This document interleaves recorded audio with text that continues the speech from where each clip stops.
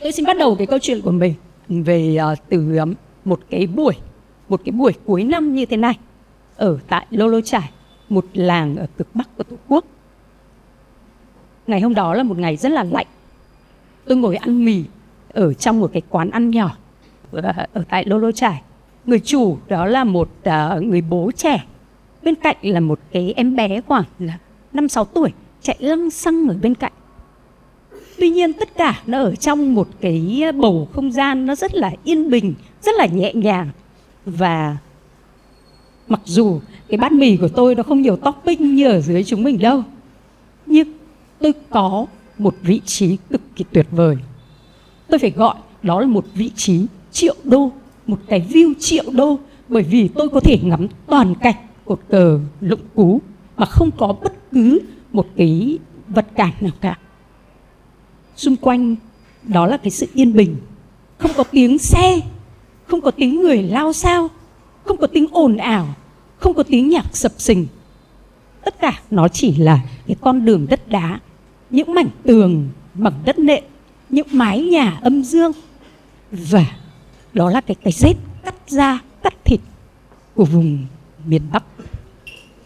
Khi tôi ngồi ăn thế này thì tôi có nghĩ lãng đãng rằng vậy đằng sau cái vẻ đẹp yên bình như thế này, cái vẻ đẹp nhẹ nhàng như thế này, thì những người dân tộc thiểu số ở nơi đây đã phải vật lộn như thế nào để sống được, để có thể hòa nhịp được với cuộc sống thiên nhiên ở nơi đây. Tôi không nói từ những con số, tôi nói từ cái trải nghiệm của cá nhân. Lần đầu tiên tôi đến Lô Lô Chải vào năm 2015, cũng vào một ngày cuối năm như thế này. Lúc đó thì Lô Lô Chải vẫn đẹp lắm, đẹp một cách nên thơ. Tuy nhiên có một điều, mọi thứ dường như liêu xiêu hơn và mong manh hơn. Đó là những con đường làng đất nện, những người dân đi bằng những cái chân trần. Đó là những em bé mặc không đủ ấm, lấm lem, với đôi mắt to tròn, nhưng nhìn những người khách chúng ta với một sự tự ti, với một sự e dè. Năm 2024, chúng tôi quay lại với Lô Lô Chải, cũng vào một dịp cuối năm như thế này. Tất nhiên là trong cái thời gian đó thì chúng tôi cũng thường xuyên lên với cả Lô Lô Chải, thế nhưng nó vào những cái khoảng thời gian khác, và do vậy là có những cái cảm xúc khác. Sau 9 năm, chúng tôi quay lại Lô Lô Chải cũng vào một ngày cuối năm. Làng vẫn đẹp như vậy, vẫn là một làng thơ các bạn ạ. Tuy nhiên, dường như mọi thứ nó trở nên chắc chắn hơn. Những con đường đất đã được lát đá đẹp hơn, những bức tường chắc chắn hơn, những mái nhà đẹp hơn. Và đặc biệt là những đôi mắt của người dân Lô Lô, dường như ở trong đó nó vẫn là một sự chất chứa, vẫn là sự chịu đựng. Nhưng dường như họ tự tin hơn, những đôi mắt sáng hơn, và nhìn chúng tôi, những vị khách quay trở lại với một niềm vui ấm áp hơn. Và đặc biệt, những bạn trẻ với gương mặt gọi là sáng ngời và thông minh, và dường như họ đang nhìn thế giới với một tâm thế khác. Thiên nhiên ở đây không chỉ thay đổi trong từng bữa ăn, không chỉ thay đổi trong từng vụ mùa, mà nó thay đổi trong cách người dân xoay sở với cuộc sống thiên nhiên ở đây. Để đến được với cả Lô Lô Chải, chúng ta phải mất khoảng 470 km, tức là mất một ngày đi đường.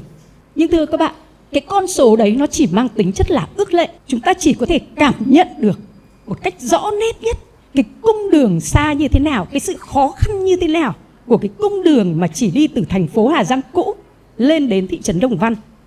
Đó là những cú dồn người trong ô tô ở hàng chục cái khúc cua gập tay áo. Đó là cái lạnh cắt da cắt thịt ngay khi mà chúng ta vừa vượt chân ra khỏi cái bãi nghỉ ở xã Xà Phìn, nơi có thể ngắm toàn cảnh bãi đá Mắt Trăng, một phần của cao nguyên đá Đồng Văn. Lô Lô Chải nằm ở cái độ cao khoảng 1.470 m trên mực nước biển ở dãy núi đá phía Bắc của chúng ta.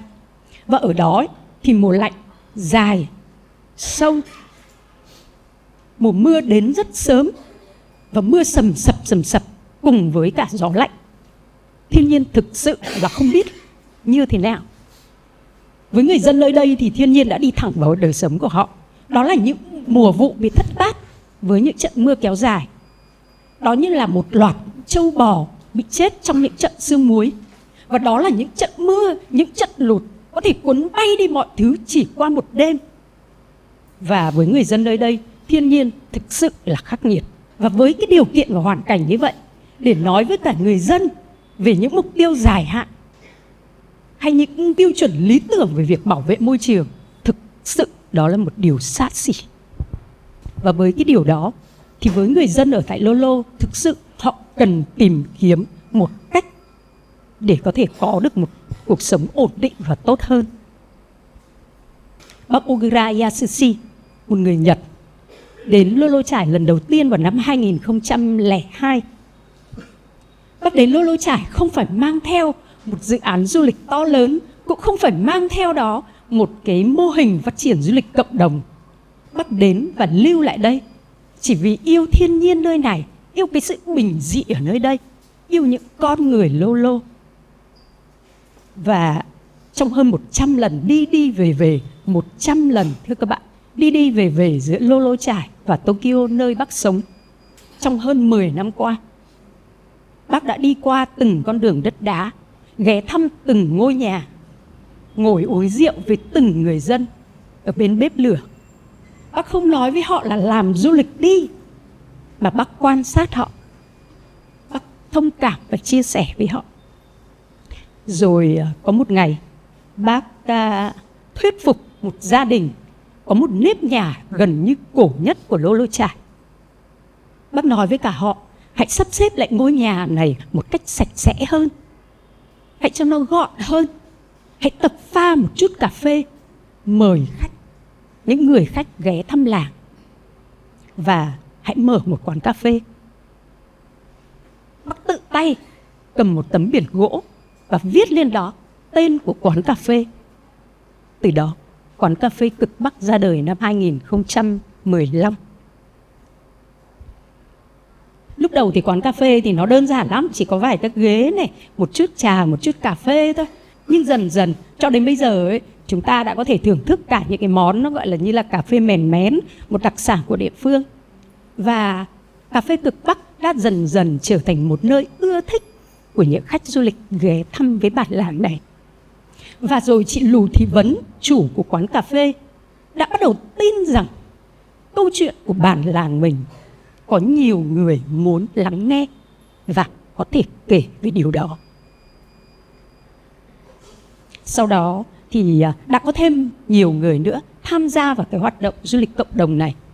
Đó là anh Xìn Dì Gai, trưởng thôn, trưởng bản của Lô Lô Chải, một người tiên phong đứng ra kết nối. Thậm chí anh còn đi thêm nhiều nơi nữa để học những mô hình. Quay trở về là người tiên phong đầu tiên mở cửa của căn nhà của mình để trở thành homestay.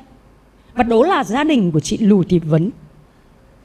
Chị đã quyết định giữ lại căn nhà cổ, giữ lại cái bếp cổ, nơi được coi là linh hồn, không gian sống của người Lô Lô, và đón khách với cả tấm chân tình.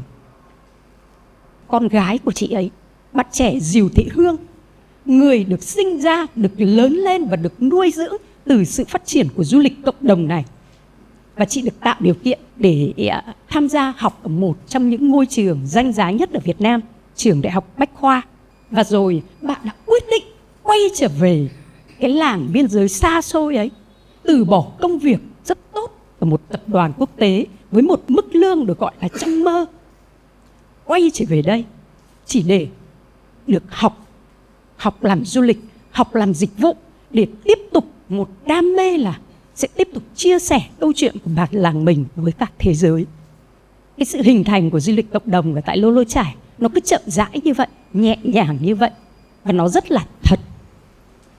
Cái cách làm mới để cho cái hoạt động du lịch cộng đồng thực ra nó không có gì là mới lạ cả, mà nó chính là cuộc sống của họ.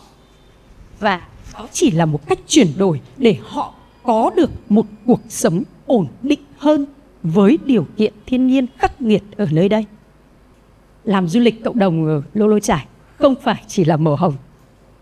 Trong một vài năm lại đây thì cái tên tuổi Lô Lô Chải đã trở nên nổi tiếng rồi. Và cùng với cái sự nổi tiếng đó thì hàng trăm ngàn người đã đến với cả Lô Lô. Lượng khách tăng lên cũng có nghĩa là áp lực tăng lên, cũng có nghĩa là rác tăng lên, nguồn nước sinh hoạt cũng đòi hỏi nhiều hơn.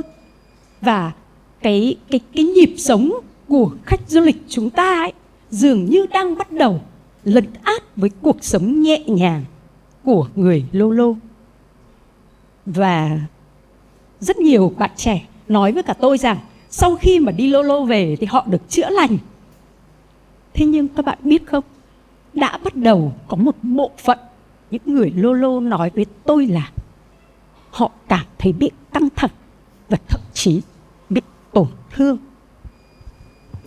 Và bây giờ cái câu hỏi quan trọng là phải làm như thế nào để giữ được cho cái sự phát triển du lịch, không phải là thu hút nhiều khách đến với cả Lô Lô hơn nữa, mà làm thế nào để cho du lịch vừa đủ để cho cái cuộc sống vẫn giữ được một cái nhịp của họ vốn có, vừa đủ để thiên nhiên không bị quá tàn phá, và vừa đủ để cho hơn 100 nếp nhà người dân tộc Lô Lô họ vẫn giữ được những giá trị vốn có, mà không phải chỉ là một lớp vỏ hào nhoáng như hiện nay nhiều nơi đã bị như vậy. Điều đó có nghĩa là cần phải có một cái sự kiểm soát về tốc độ phát triển, cần phải có một sự phân chia dòng khách một cách hợp lý, và thậm chí mở ra cơ hội cho một số các làng xung quanh, các vùng lân cận. Và thực ra đây không phải là điều mà người dân Lô Lô có thể tự họ làm được. Rất cần sự vào cuộc của các cấp chính quyền, của các tổ chức xã hội, của các tổ chức chuyên môn. Từ Lô Lô, tôi có học được một điều giản dị. Đó là người Lô Lô họ không chống lại thiên nhiên, mà họ học cách để sống hòa nhịp với cả thiên nhiên. Cái khả năng thích nghi này thì nó không đến từ những kế hoạch to lớn, nó đến từ những việc rất nhỏ, rất đời. Nhưng quan trọng phải đủ tỉnh táo và đủ bền bỉ để giữ được cái giá trị cốt lõi của nó. Và để một ngày tháng 10 năm 2025, vượt qua gần 300 đề cử từ hơn 65 quốc gia, Tổ chức Du lịch Thế giới UN Tourism đã công bố và vinh danh Lô Lô Chải trở thành làng du lịch tốt nhất thế giới năm 2025. Xin chúc mừng cho những cố gắng, cho những nỗ lực, cho những bền bỉ của những người dân tộc thiểu số ở một bản làng phía Bắc của Việt Nam này. Và tôi cũng xin kết thúc cái phần chia sẻ của mình ở đây. Xin cảm ơn quý vị.